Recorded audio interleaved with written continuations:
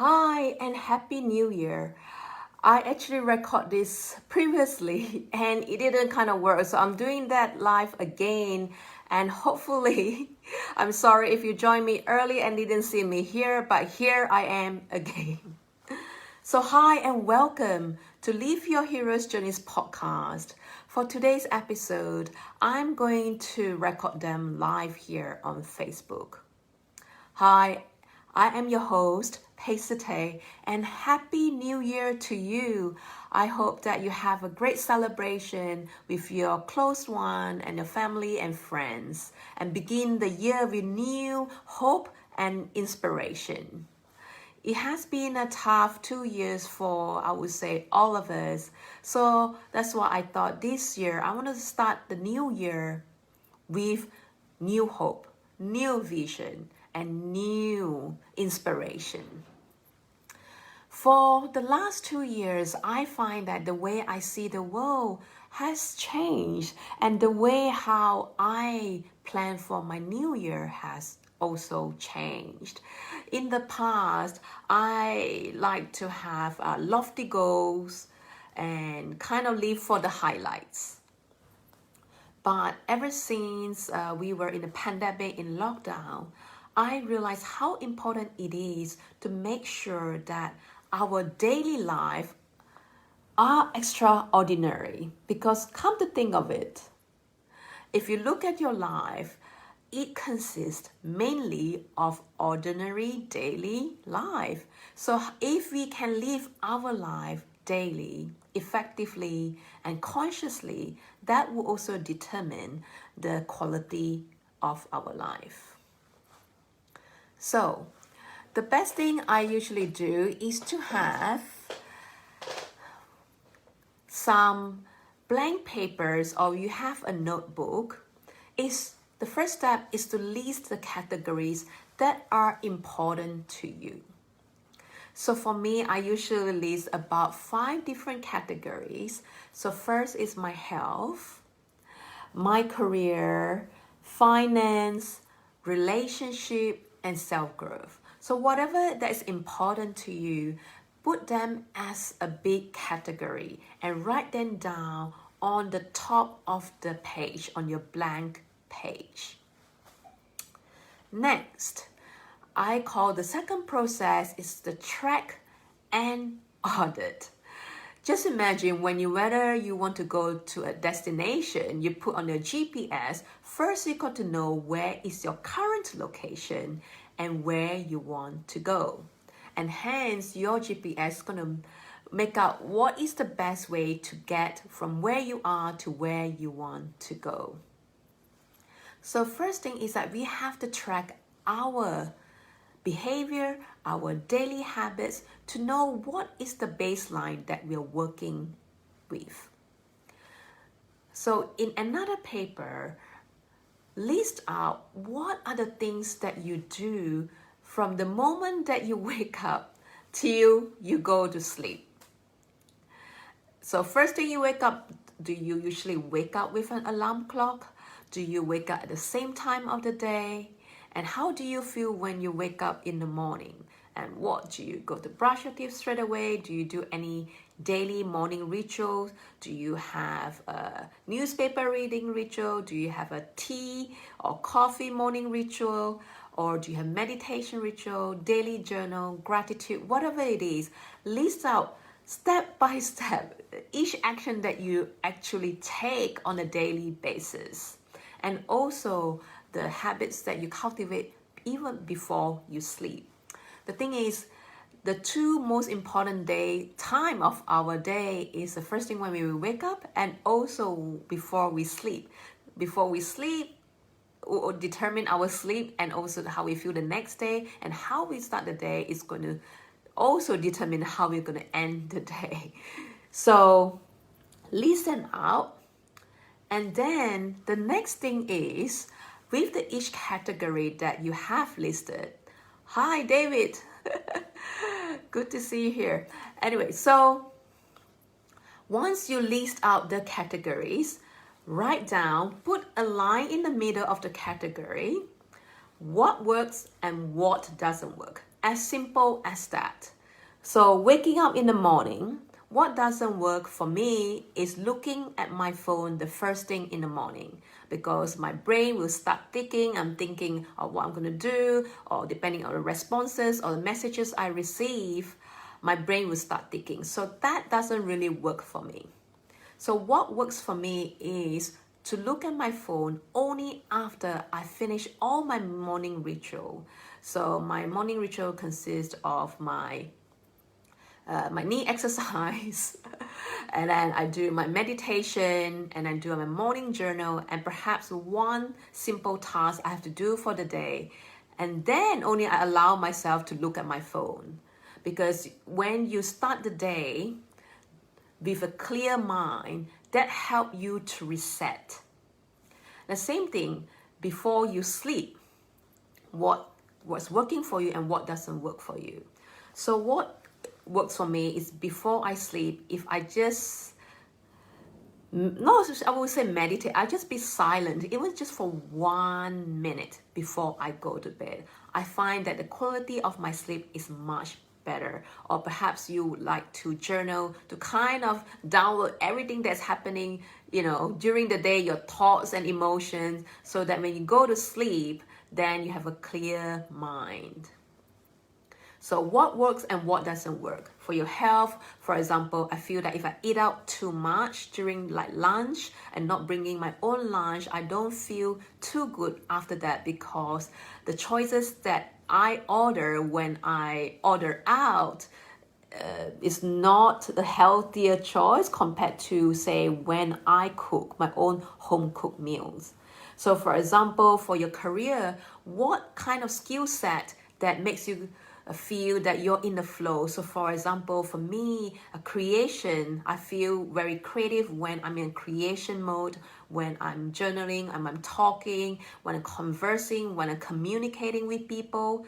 I find, or strategizing, I find that I'm the best self when I'm doing that. It comes naturally for me. So what doesn't work for me?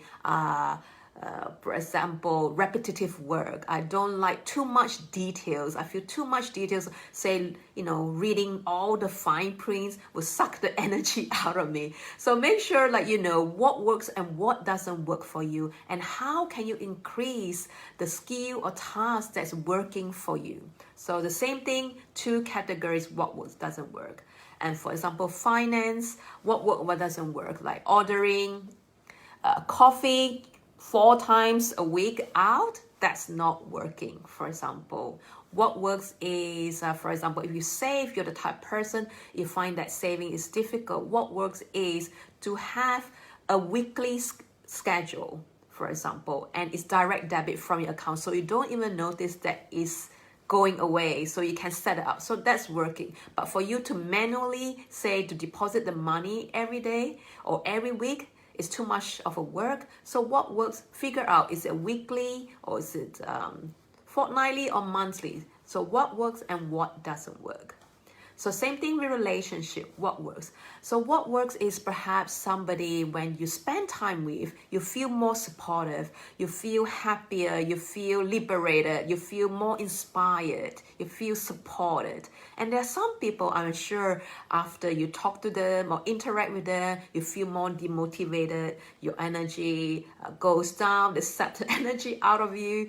So by doing this audit, you really know how you want to make a conscious choice. Whom do you want to spend time more with, and whom you spend less time with? And also how you want to schedule, say, date night is important to keep your relationship alive. And how can you incorporate that in either your daily or weekly habits, right? So for example, you can say, oh, I want to do a date night every 2 weeks, because a lot of time we think that, oh, if you don't schedule anything in, it don't tend to happen. And if you want to wait everything to be spontaneous, and sometimes it just don't happen. It's good to have some sort of default system that you know that is working, and of course you can change and mix along the way, but it's good to know what works and stick to that. And in terms of your self-growth, what are maybe the number one area that you want to work on? So for me, consistency has always been a challenge for me. So I want to make sure everything that I set, all the process and goals that I'm setting is consistent. I can build up the consistency, that I don't burn out. That's the thing, that the tendency I tend to do, because I'm a sprinter more than a marathon runner. So it's important for me to work on my consistency. So how does that work? What doesn't work is if I have too much on, or plan too many things at one go and then fall out after that. So what works is for me to do things in chunks, and then to schedule them in. So what doesn't work for me is not to have a plan and then kind of wing it, and I don't tend to do it, or I do too much of it, for example. So knowing yourself is really important, to know what works and what doesn't work. So next, so once you have the track and audit what works and what doesn't work, the thing is to maintain what's already working for you. And the next thing is to kind of investigate why are things are not working for you. So for example, in your health section, if you think that ordering Uber Eats 4 times a week is not working for you, figure out why is it not working for you, and why do you make that decision? Is it because you are lazy to cook, or is it you're not organized, or is it you are emotional eater? Whenever you feel emotional, you feel like ordering in and order something that's probably not that healthy for you. And why are you feeling that way? Kind of work backward, like kind of investigate why that happens. So for me, the time that I tend to order, say, Uber Eats, for example, are the time that I feel that I wasn't being organized. I missed out on my grocery shopping for the week, or I have a lot of things on and I just kind of fall off my weekly schedule. So once you know what is the cause, and then you can find a process or change your habit. So if I know that's the case, then I know that I have to plan my week, what I'm going to eat or cook, say by the end of Monday. So if I know that, I will have in place what schedule the days that I plan to cook, and I get the ingredients that I'm going to cook. The same thing. First thing in the morning, if you're the type of person that wake up first thing in the morning with your alarm clock, using your phone as an alarm clock, and that's not working out for you. So what can you do? Get an actual alarm clock rather than looking at your phone, and maybe put your phone away in another room or something like that. So by figuring what doesn't work, and find 1 or 2 steps or decision that you make to reach that state, for example. So these are the things then you can figure out a strategy to work on them. So once you have that, you analyze what it is that's not working and how you can replace or change them. So the thing, remember, we talk about our daily habits, the paper where we talk about the daily habits. Then work out which of the daily habit that you want to keep, the one that's not working, and what you want to change. And have a set of your daily habits that's in the morning and night. And I think those 2 are the most important thing that you have to figure out. And in your each category as well, write down a process. So for example, for health, what's important for me, because I tend to get Baker cysts when I play tennis. So it's important for me to work on my strength on my knee. So I have to make sure I do my morning knee strengthening exercise. So for my health, I have to put process as knee strengthening exercise, 5 minutes every single day, and I schedule in my daily habit, for example. So finance, if I have saving goals, so the easiest way for me to do it, what works, is to figure out the X amount of money I want to save, and put that as a schedule, a direct debit to my savings account. So that's all done, and how frequent I want to do that. If I want to do, say, investment, how much money I want to invest, and how often I want to do that. So just make sure what it is and the frequency, and also how you can fit in either in your daily schedule, weekly schedule, or monthly schedule. So for example, relationship, I just found that was so important, especially in the pandemic, to build relationship and to connect. And relationship takes time too, and we tend to forget or take that for granted. So for me, what works if I connect my family and friends? So I have to make sure, like for example, whenever I was waiting for the train, I would call up my mom or my sister and talk to them. So I have that, all the process in my schedule. And say for self-growth, so for me it's consistency. So how can I be consistent? I have to make sure the goals I set is manageable. So for example, if I want the daily habits of journaling, I just want to be consistent, so I can just write for my morning ritual, I'm just going to do 1 page every morning or half a page every morning. It doesn't matter what it is, as long as you are consistent about it. It could be just half a page. Just decide on what it is and then stick to it. So just to recap, if you're watching it now, first thing is to list out the main categories of your life that you want to work on or you want to set goals. So for me, it's health, career, finance, relationship, and self-growth. And then the next step is to then create a line in the middle, what works and what doesn't work. And what doesn't work, dig a bit deeper. Why are they not working for you? And what are the things or choices that you make before you do the things that's not working for you, and how you can change that or replace that with something else. And then the last thing is, what are the process for each category you want to incorporate, either on a daily, weekly, or monthly basis. The metaphor I would like to use is that our life, just like a beach. The beach is just like a concept, because if you think about it, the beach is made of individual sand, right? So our life is similar. Our life, you see, our life is just like a concept, like the beach. But what it is made of is our daily habits, our daily choices, our daily behavior, our daily character. And that will determine the quality of our life. And so if we can make sure our daily habits are meaningful, purposeful, and fun, most likely the end result, because nobody can predict what the result is. But if you take care of the process, we are more likely to achieve the success that you want, and it's sustainable and it's consistent. And that's how life is. All we can do is water the plant, make sure you put in the fertilizer, and the plant will bear fruit as a result.